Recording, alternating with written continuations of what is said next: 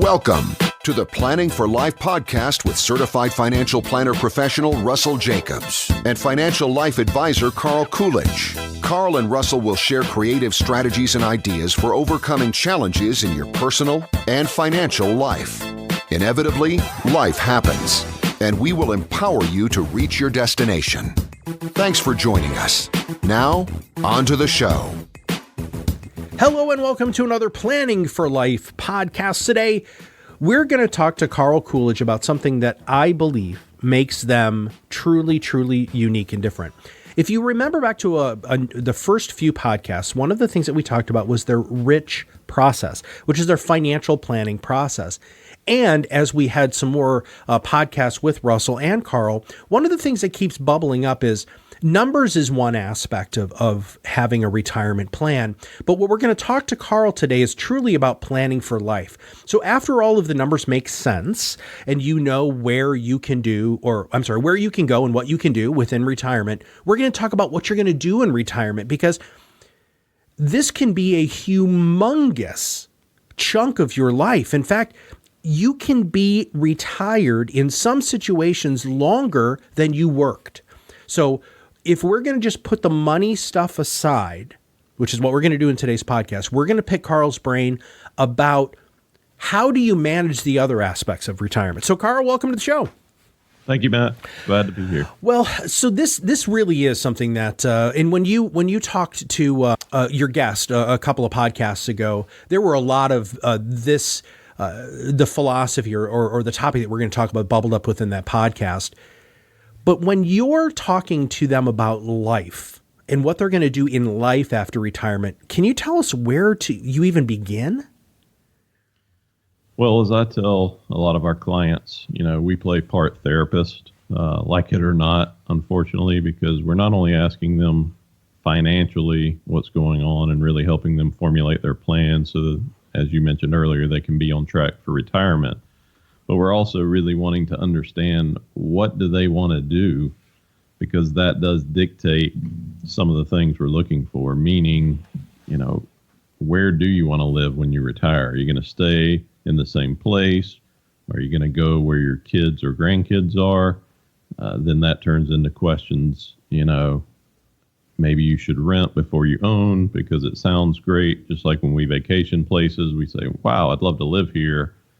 But once you go there, you realize it may not be for you. So it's starting to ask those type of questions. And, what are you going to do with your time in retirement? What does it look like? Are you, going to travel a lot? Are you going to build a shop on your property and you want to do woodworking? Are you going to volunteer? I mean, it's really just a very broad-based set of questions so we can really understand what you're trying to accomplish. Because then, to me, we can sort of back in financially, as you said, put those numbers aside, and really find out what they're looking for. Because, what is retirement to everyone? I can ask 10 people that question, and you'll get 10 different answers. So it's really a deep dive into that, and that's why I say we end up playing part therapist, because we're trying to pull information out of them so they can really understand what they want to do. And interesting enough, when you have spouses in the room, sometimes you get different answers as to what they feel like retirement looks like, because you also have to remember that you worked, your spouse worked, or one of them worked for all of these years, so they're not used to being together all of the time. So you've got to also look at that dynamic and say, okay, now we're going to be spending time together, which again, on the surface sounds fantastic. And, a lot of people enjoy that, but you've got to figure out what your role is going to be once that happens, because we were very set in our systems, processes for all of these years when we were working, and we had that structure. So now that you don't have structure and you have all this time, what are you going to do with it? So gray divorce is a big component. And I love that you brought up the fact that, you're somewhat of a therapist. How often do you see that happening? I'm sorry. See what happened? The gray divorce. So the people divorcing after 50. So after retirement and all of the things that you just said, like they're hanging out and they're like, oh my gosh, I really don't like you very much anymore. Or they don't have a good plan. Are you seeing that I mean, can you help us with the frequency? And then let's break down kind of what happens if the worst case scenario happens. I would say we certainly have a handful that happens to where all of a sudden, as we said, when you're with your spouse full time or your significant other, you realize that, this isn't what you thought it was before when you were 8-10 hours away from them. It was manageable. So I think it's, again, this is a side, but you have to really continue to work on that marriage while you're married and while everything else is going on while you're working. So when you do retire, you don't have this great divorce scenario because you're still interested in one another, if that makes sense. Mm-hmm. So we see it occasionally, but I wouldn't say very often, at least with our clients. But, it's workable at that time, but it certainly becomes more complicated because most of the people we work with have planned to be together and plan retirement together. So if you end up going this route after retirement, it gets a lot more complicated to divide up assets because typically, things are paid off at that point, or hopefully they're paid off. You have your retirement money set up, and if you have to start structuring them differently, it gets very difficult. And then also you have Social Security analysis to do, if you will, because that can have an impact if you're divorced or married, et cetera. So there's a lot of things that come into play. You almost have to rethink a lot of what you did if that scenario comes up. Retirement does look different. And you and I have talked about this offline, that there are a lot of people, especially the very successful people that a firm like yours works with. It's hard for them to go 90 miles an hour and then literally hit a hard stop and be like, I'm not going to do anything. How often are you seeing people dip their toe back into the water of working? Funny you ask. I would say way more do put their toe back in the water than do not these days. A lot of it, in my opinion, is related to people are tending to live longer, they're staying healthier longer, and they realize, hey, I can retire from a financial standpoint, but I haven't really found my why in retirement. So if I can work more on my own terms, not where I'm having to work anymore, then they're a lot happier in what they do. And a lot of businesses are happy to do it because they typically don't have to pay the retirees, benefits at all. They're not worried about health insurance. They're not worried about time off because they're working part-time already. So it can be a win-win for an employer and the person in retirement. And so I would say we're seeing that more often where in their head, their thought of retirement is, okay, I'm going to work 2 days a week, or I'm going to work 15 hours a week, or maybe 3 days a week. And it allows them to have days off, or they may take Friday off so they always have a long weekend. Or if they can find something where they're doing more consulting and they can do things from home, but only have to work 2 to 3 hours at a time, I think they feel like they're keeping their brains engaged, which they've done studies has shown that that's better in retirement, keeps you healthier, keeps you more focused. And I just think they haven't found their why, and you can only travel so much. You can only volunteer so much. You can, only play golf so much. So I think, again, at least in those early years of retirement, people definitely want to stay involved in some format working. Well, the socialization aspect of it seems to be, another big thing. Most of your friends are going to come from work, right? And all of a sudden you don't have that in your life anymore. That can make a huge emotional impact on clients. Have you had conversations with clients about having to help them figure out how to make friends again? Yeah, I think in a roundabout way, because you're absolutely right. A lot of people will joke and say, here's my work wife or my work husband, because you spend more time with them than you do your traditional spouse or significant other. So it is, you're going to go with the person that you've been at work with all day, or have a group of colleagues at work that have dinner with, have drinks with after work, those type of things. And so I think we try to talk a lot about that until you're actually living it. It's hard for some people to get their head around. But unless you have that group of friends who's retiring at a similar time that you are, I think that's why a lot of people like to continue, as you said, to dip their toe in the working world, because they still have that interaction and that socialization. And you can get that, if you have a golf group or you have a group. We have several clients who like to play cards in groups, or they are part of a club where they can go eat lunch every Friday with a certain group of people. So I think there's ways you can find it, but it definitely is more difficult to replace that socialization than people think initially. So what am I missing? I mean, you have helped hundreds of people retire. What are some of the other life things that you have noticed kind of creep up or that are consistent within, people who are approaching or who are already in retirement that don't have to do with money? I think health is one of the biggest ones. That's what a lot of people get concerned about. And certainly that does spill over into financial in some way. But, a lot of times, and you probably said it, I've said it, if my health stays good, I'll do X.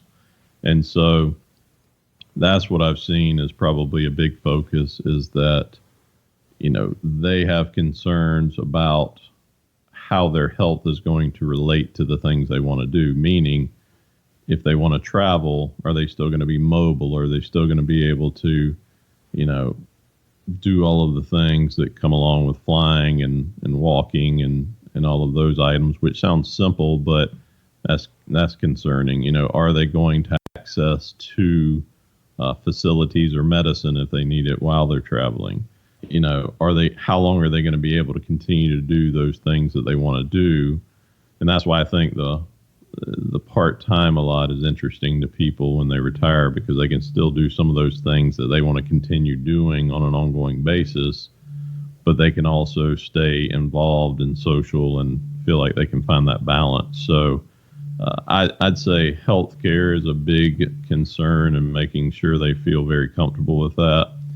And I think finding where they want to live, because again, you'll see, depending on what part of the country you're in, we're in a pretty special place already down south, and a lot of people like this area, and like Florida, certainly, that's not far from us. So I think that's the other big thing I've seen is, as I mentioned earlier, that people think they want to move to XYZ location. And again, sometimes it's based on kids or grandkids, but we really try to help them sort of take it slow. As I said, rent somewhere, think about it a little more before you just move, because until you're living it on a daily basis, you don't know how you're going to enjoy that interaction or that location. So I think those are the two main things. I don't know if I answered your question completely, but that's in my mind two big things. Oh, I think you answered the question wonderfully. And I love your take on the living situation. And I love renting before you buy. I can't tell you how many times parents of mine have moved somewhere, and they, instead of doing what you are suggesting there, they do purchase something, and then they realize that they have a terrible allergy to something there. And they're like, oh my God, we just, dropped X amount of money on this place. And, I literally can't live here. And I also really like the health thing. There's so many people in retirement who want to travel, or who want to, just go places that they haven't been before, or have experiences they haven't had, but they're not physically prepared to do that. I used to joke all the time with people about Machu Picchu. Everybody wanted to go to Machu Picchu as like maybe it still is, a hot place. And Carl, they don't realize that there's 12,000 steps up the side of a mountain, and I would always ask them, hey, have you been hitting the stair stepper? Because if you haven't, you're not going to make it. And I just want to highlight for our listeners, you can just hear in Carl's voice already that this is the sort of stuff that really does make them unique and different. The financial planning and the numbers part of it, they are already good at that. They've got that taken care of. They have massive amounts of experience. And there are a lot of people out there who do, but it's the emotional, the social, the life aspects, which is why this podcast is called Planning for Life. This is what separates somebody who is just a normal, everyday, run-of-the-mill financial advisor to a real financial planning firm. So, Carl, I just want to thank you for that. And I have one follow-up question. I'll say, and I was wanting to add one thing. Oh, yeah. Well, go ahead and add something, then I'll ask you my question. Okay. Mainly around the living. I've actually had a few clients, which when they initially shared this with me, I thought it was opposite of what you would normally think, but they actually said in retirement they would like to move to a college town. And so I digested that and said, okay, why do you want to do that?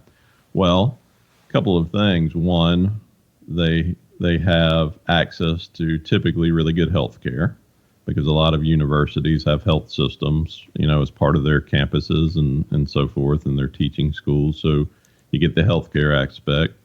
You also have usually good restaurants, good activity, much more of that social aspect that we talked about, where they can stay involved. If they're into athletics, of course, you've got, everything from football, basketball, lacrosse, volleyball. You can go see any of those things you want. And a lot of times for seniors or retirees, there's discounts, and, it's not a very expensive endeavor. So it was interesting to me, but that came to me as we were talking about it, that I've had some say that's where they want to go. And when you think about it, it does make some sense, because we think crazy and, nightlife and a lot of things retirees wouldn't want. But there's certainly areas in those college or university towns that you can still experience all of the positives. If you take somewhere even like Austin, Texas, which obviously is a huge place, but they've developed quite a cultural, aspect. They've, of course, got tons of restaurants and a lot of other things to offer. So that's just one example of what I've seen or heard. So unfortunately, you left that on a really positive note, and I was about to go to the dark side. So I'm still going to go to the dark side, but I like that. I would never have thought about a college town. That's really fascinating. Yeah. Okay, so here's the dark side question, Carl. Okay. Women live way longer than men. Correct. So, and in fact, there are women who live longer after their spouse passes than they did when they were together. What sort of stuff do you do to help prepare for that? We might need to have an entire other podcast on this, but could you give us some high level stuff for not only the husband who generally passes earlier, but also to help prepare the spouse for life after the loss? Well, I think, that gets back to more of the financial, and really they want to know that if something happens to one of them, and again, what we see quite a bit is either the husband takes care of the finances, or the spouse or female takes care of the finances. That's usually not a divided role. And I will say it just depends on the type of business you were in, whether the female ends up taking on more of that responsibility or not. But with that being said, I think that's one key, is that if the spouse, the husband, passes first, as you said, which typically will happen, they want to make sure that everything's in good order for the spouse that's surviving, so they know that they'll be taken care of. And also the opposite of that, the other wants to know where everything is, what is going on. So when something happens, they can deal with it and know who they need to talk to, where they need to go, what they need to deal with first. And so it gets down to making sure your will clearly states what you want to happen. It also, we talk a little bit about, if this does happen, which a lot of people don't like to talk about, or I shouldn't say if, when it does happen, what do you want to do in life? Do you want to move where your children are? Do you want to move where your grandchildren are? Will you stay put? Will you look at likely remarrying? What is your plan? And a lot of those questions they don't know the answers to, but we want them thinking about it. Sure. We want them to say, even though, again, they feel the topic's morbid, we know death is going to occur at some point. So we want to make sure that you are fully thinking about how that's going to impact your retirement situation. So you're right, we could probably spend a lot more time on it, but it's really just being aware of it because, we don't know when it's going to happen. We don't know how it's going to happen. Again, I think the process of how someone passes away, again, as morbid as that sounds, really affects the outlook for the spouse and how they may view things after that. So it can be really a complicated situation.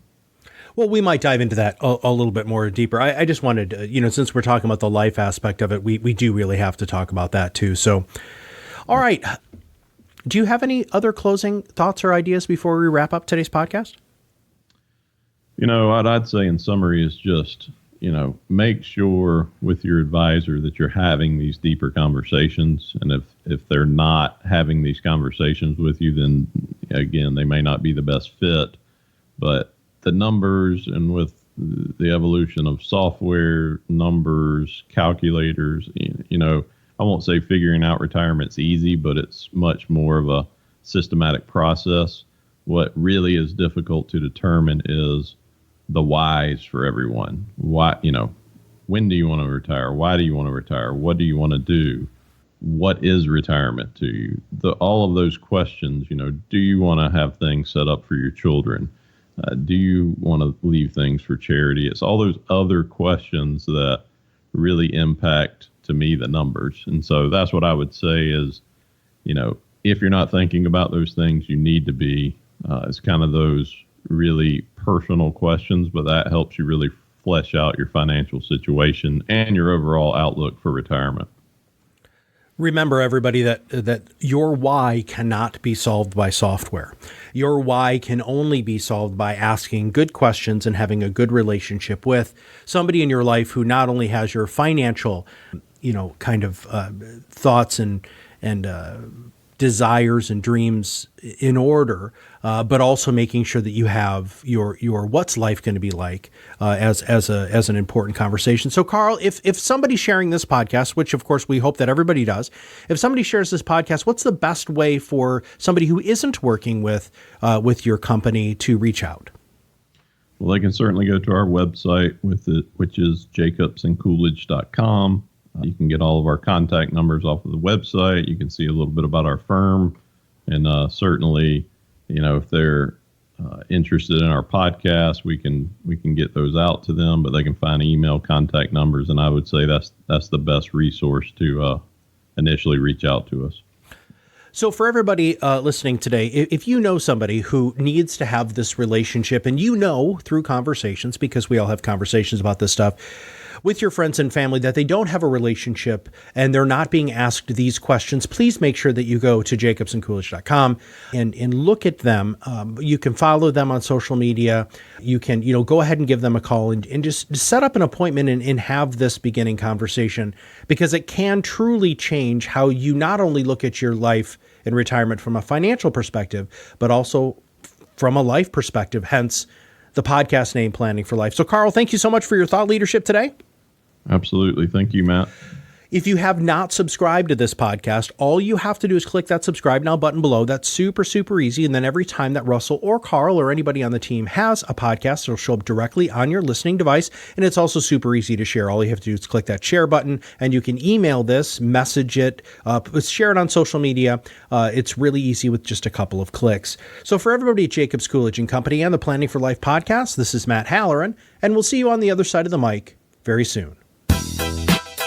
The content is developed from sources believed to be providing accurate information. The information in this material is not intended as tax or legal advice. Please consult legal or tax professionals for specific information regarding your individual situation. The opinions expressed and material provided are for general information and should not be considered a solicitation for the purchase or sale of any security.